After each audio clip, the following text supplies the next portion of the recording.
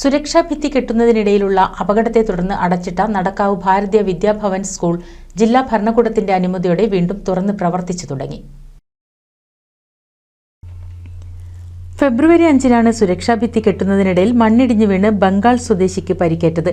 തുടർന്ന് അടച്ചിട്ട സ്കൂൾ ജില്ലാ ഭരണകൂടത്തിന്റെ അനുമതിയോടെ മാത്രമേ തുറന്ന് പ്രവർത്തിക്കാൻ പാടുള്ളൂ എന്ന് രക്ഷിതാക്കൾ മീറ്റിംഗിൽ ആവശ്യപ്പെട്ടിരുന്നു.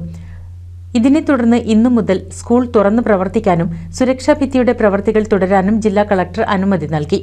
ഇതിന്റെ അടിസ്ഥാനത്തിൽ ഘട്ടം ഘട്ടമായി ക്ലാസുകളിൽ പഠനം ആരംഭിക്കാനാണ് തീരുമാനം. എല്ലാ സുരക്ഷാ മാനദണ്ഡങ്ങളും പാലിച്ച് കുട്ടികൾ പ്രവർത്തികൾ നടക്കുന്ന സ്ഥലത്ത് പ്രവേശിക്കാത്ത തരത്തിൽ സംരക്ഷണം ഒരുക്കിയാണ് പ്രവർത്തികൾ തുടങ്ങിയിട്ടുള്ളത്.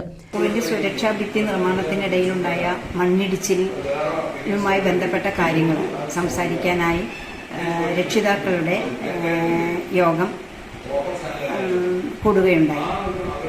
ആ യോഗത്തിൽ ജില്ലാ ഭരണകൂടത്തിന്റെ അനുമതി ലഭിച്ചാൽ മാത്രം ക്ലാസ് തുറന്ന് പ്രവർത്തിച്ചാൽ മതി, അതിനോടൊപ്പം നിർമ്മാണ പ്രവർത്തനങ്ങളും പുനരാരംഭിക്കണം എന്നുള്ളൊരു നിർദ്ദേശമാണ് ഉണ്ടായത്. അതിന്റെ അടിസ്ഥാനത്തിൽ ജില്ലാ ഭരണകൂടത്തിൽ നിന്ന് അനുമതി ലഭിക്കുകയും സ്കൂളുകൾ തുറന്ന് പ്രവർത്തനം ആരംഭിക്കുകയും ചെയ്തു. എന്നാൽ ഘട്ടം ഘട്ടമായി ക്ലാസുകൾ പൂർവ്വസ്ഥിതിയിലേക്ക് കൊണ്ടുവരാനാണ് സ്കൂളിന്റെ തീരുമാനം. കൂടാതെ നിർമ്മാണ പ്രവർത്തനങ്ങൾ ജില്ലാ മേലധികാരികളുടെ തീരുമാനമനുസരിച്ച്